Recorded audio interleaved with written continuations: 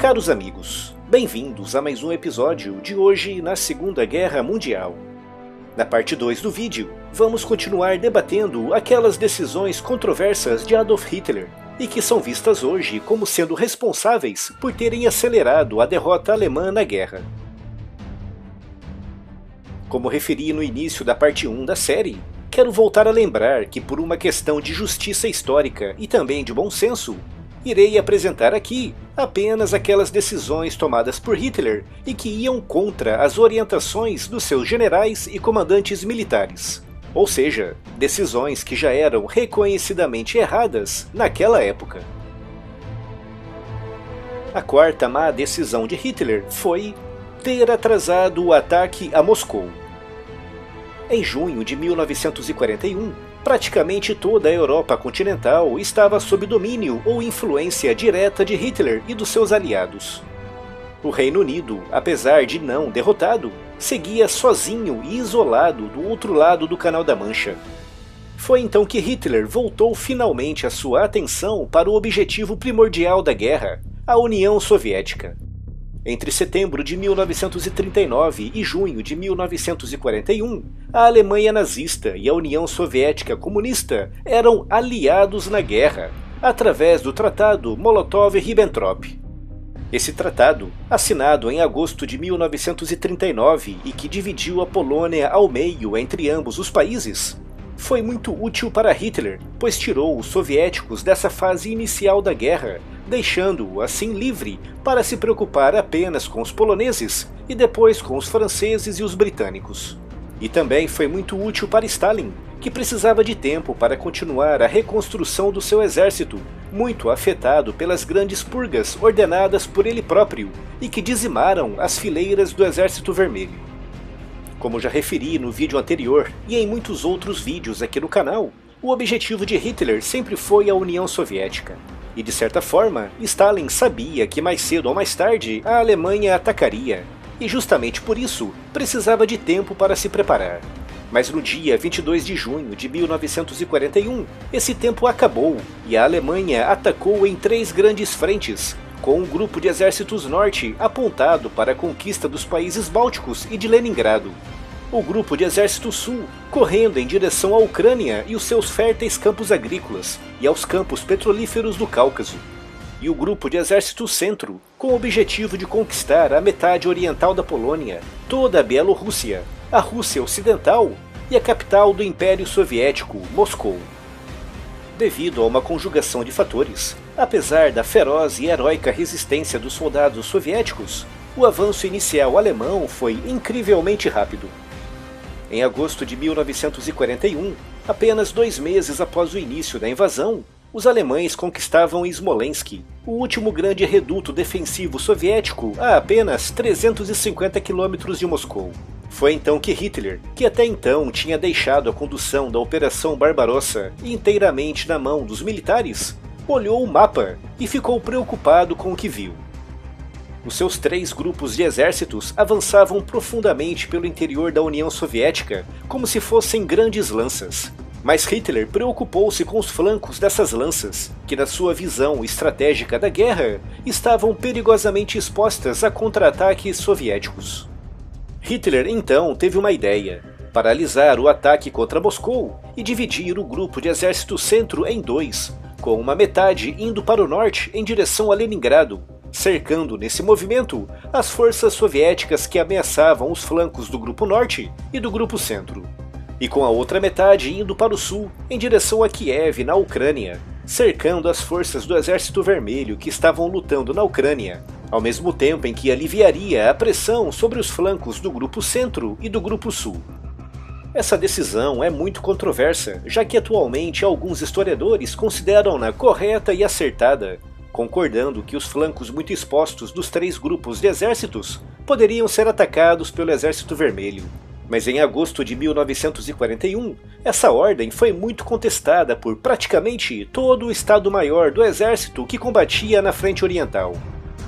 O próprio comandante-em-chefe do exército, Walter von Brauchitsch, era a favor de um ataque rápido e certeiro contra Moscou já em agosto, argumentando que a captura da capital soviética interromperia as linhas de comunicações entre o norte e o sul do país.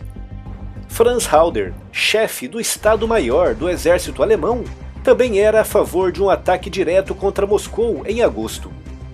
Heinz Guderian, que comandava o chamado Grupo Guderian, uma formidável formação de 3 divisões Panzer, tinha já traçado planos para um forte ataque contra Moscou em agosto de 1941, e argumentou ferozmente contra essa decisão de Hitler de paralisar esse ataque e de dividir as forças do Grupo de Exército Centro.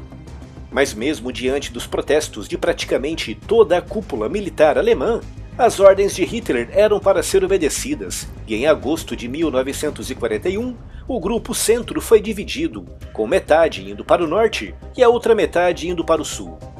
A metade que foi para o sul contribuiu de forma decisiva para uma grande vitória e na captura de mais de 600 mil soldados soviéticos em Kiev, em setembro de 1941, momento no qual Hitler ordenou que voltassem para Smolensk e retomassem o avanço contra Moscou. Mas quando as forças regressaram ao ponto de partida, o final de setembro já se aproximava, e com ele a época das chuvas, conhecida como Rasputitsa, período no qual as estradas ficam completamente enlameadas e quase intransitáveis. Apesar de todas as dificuldades, no final de outubro o exército alemão tinha ultrapassado as últimas linhas defensivas fora do perímetro de Moscou, mas foram obrigados a paralisar o avanço devido às chuvas, que afetavam não apenas a mobilidade do exército, mas também o fornecimento de suprimentos para a linha da frente. Foi só em novembro, quando a lama congelou graças à chegada do inverno, que o exército alemão pôde voltar ao ataque contra Moscou, mas nessa época Stalin, que tinha descoberto que os japoneses afinal não tinham intenções de atacá-lo, começou a trazer tropas do Extremo Oriente e da Sibéria diretamente para a defesa de Moscou. As forças alemãs dividiram-se em 2 pinças, uma ao norte e outra ao sul, e em dezembro, com temperaturas abaixo dos 25 graus negativos, atacaram finalmente as últimas linhas defensivas da capital soviética. Mas nessa época, as tais tropas orientais e siberianas já tinham chegado e assumido posições defensivas, algo que, associado às temperaturas baixíssimas, atrapalhou muito os planos de conquista de Hitler. Como resultado, no início de janeiro de 1942, apesar de algumas unidades alemãs terem chegado a apenas 30 quilômetros do Kremlin, a ofensiva contra Moscou foi interrompida e considerada um fracasso, após cerca de 350 mil baixas alemãs e de 650 mil baixas soviéticas. Foi então que os soviéticos contra-atacaram em força, com os militares alemães pedindo a Hitler um recuo para uma zona que pudesse ser melhor defendida, mas esse pedido foi negado.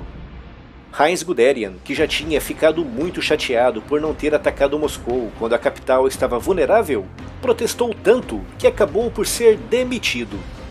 Como referi, hoje em dia alguns historiadores argumentam que a decisão de Hitler em dividir o grupo de exército centro para aliviar os flancos norte e sul foi acertada.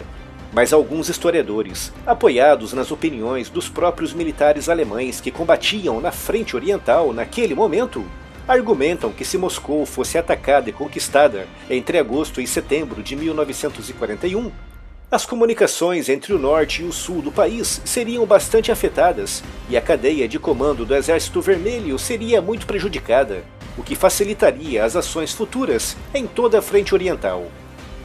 Eu pessoalmente concordo com esses historiadores e com o argumento apresentado pelos militares alemães que combatiam na região naquela época, por isso incluí essa decisão de Hitler nessa lista.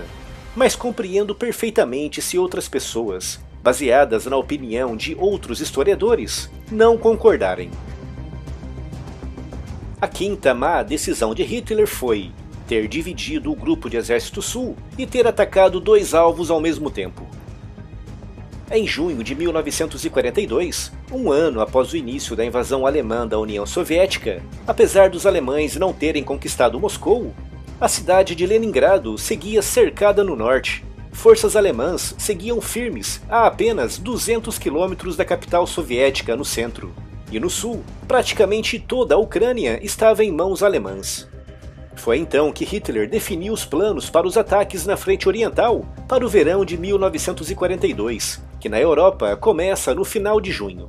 Esse plano, conhecido como Caso Azul, envolvia o avanço do Grupo de Exército Sul em direção aos importantes campos petrolíferos do Cáucaso, cruciais para a guerra. Nas primeiras semanas, o avanço alemão foi tão rápido que no final de julho Hitler acreditava realmente que todo o Exército Vermelho tinha sido destruído naquela região. Diante dessa suposta evidência, Hitler tomou uma fatídica decisão: dividir o Grupo de Exército Sul em dois e atacar dois objetivos ao mesmo tempo. Uma das metades do grupo, conhecida como Grupo A, iria para os campos petrolíferos do Cáucaso, e a outra metade, conhecida como Grupo B, iria para Stalingrado, uma cidade sem qualquer importância estratégica militar, mas que Hitler queria destruir, já que o seu nome era uma homenagem a Stalin. Essa decisão dificultou ainda mais a logística do exército alemão, que passou a ser obrigado a abastecer dois grupos de exércitos que seguiam em direções diferentes. Como consequência dessa decisão, o grupo de exércitos B, liderado pelo 6º Exército Alemão, foi cercado e completamente destruído em Stalingrado entre dezembro de 1942 e janeiro de 1943. E o Grupo A, que seguia em direção aos poços petrolíferos do Cáucaso, não foi capaz de alcançar o seu objetivo, já que tinha sido enfraquecido pela divisão do Grupo Original de Exército Sul. E como consequência disso, foi expulso da região por um forte contra-ataque soviético.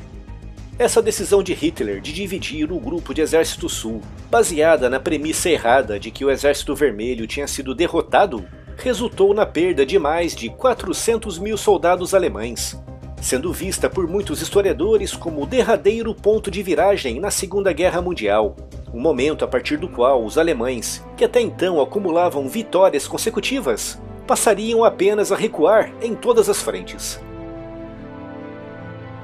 A sexta má decisão de Hitler foi não ter apostado mais recursos no norte da África. Os alemães foram arrastados pelos italianos para o norte da África no início de 1941, após Mussolini ter fracassado no seu plano de invadir e conquistar o Egito, que naquela época era um território britânico.